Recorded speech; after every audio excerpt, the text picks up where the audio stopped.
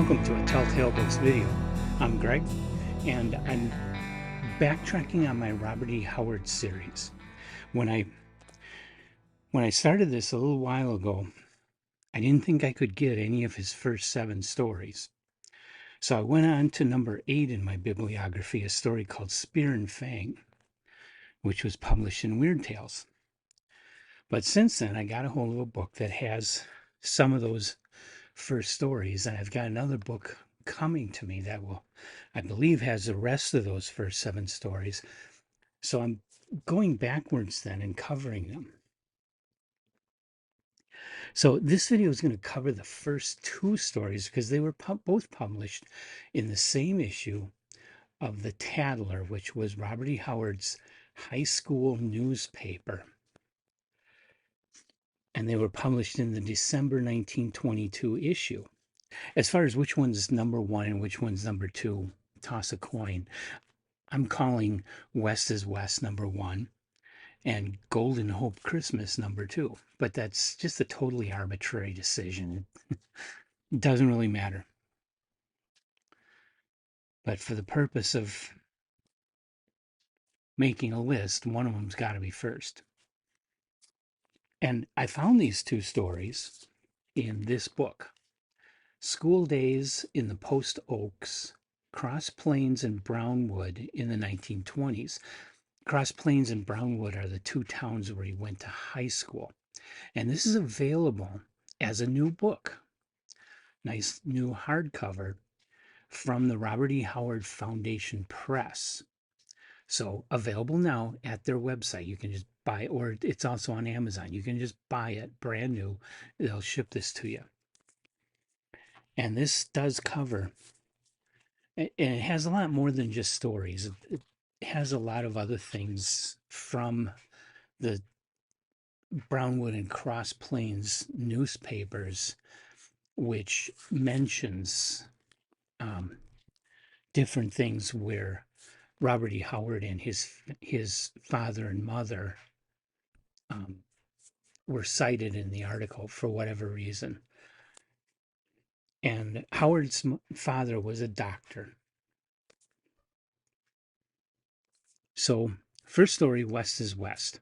And these are his first stories. This is high school. These are nothing great, okay? Understand that before you even think about spending money on this. These are not Conan. These are not mature works of fiction. But in West is West, you have a stranger come into town, probably an Easterner. I can't quite tell from the accent, but definitely not a Texas accent. This guy comes into town and asks for a horse and is given a really difficult one named Whirlwind. You can imagine where that story's going. It's a simple Western story. And, this was Texas. This was the 1920s. The Old West wasn't that old at this time, but the mythology of the Old West had already started to accumulate. And so Robert E. Howard was interested in those kinds of stories. He wrote a lot of them professionally. But this one, very first stories, his very first 2 stories are Western stories, Western genre stories. So that's West is West, and it was published in the Tatler. My website is saying the Howard Collector number 3 for 1962, but no, it was in his high school paper called the Tatler, as was Golden Hope Christmas. And this one, there's articles in this book, School Days, that mention a contest for the Christmas issue of the Tatler. So I'm assuming Golden Hope Christmas was the winner of, because it was a contest for best Christmas story. I'm assuming this is the story that won the contest.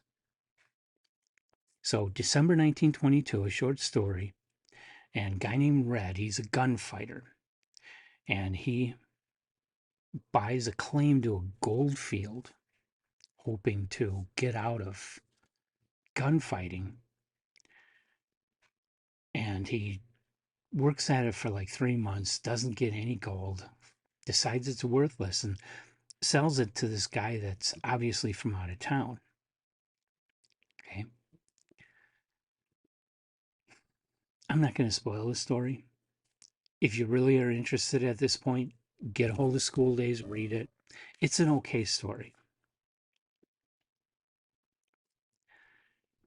It's more of a character study of this guy named Red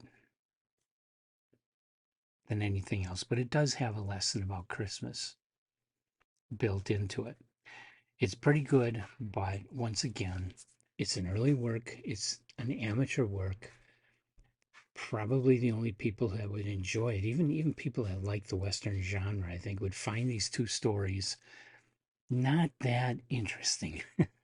So I think only people who are Robert E. Howard completists should worry about these stories. And so that's it. That's interesting. I'm going to continue going through this book and the other book when it comes. The next story in here from February 15th, 1923 is titled Unhand Me Villain. I'm thinking that sounds like another Western story. So come on back and I'll do that one. We'll work our way back up to Spear and Fang in short order here, probably well before the end of the year. So come on back for that and more Robert E. Howard and all the rest of the stories that I cover here in Telltale Books.